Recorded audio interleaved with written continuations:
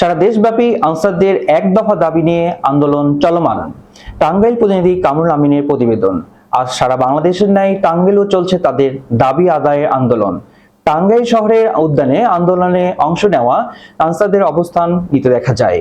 সাধারণ আনসারদের সমন্বয়কারী ৬ জন টাঙ্গাইলের দায়িত্ব পালন করছেন।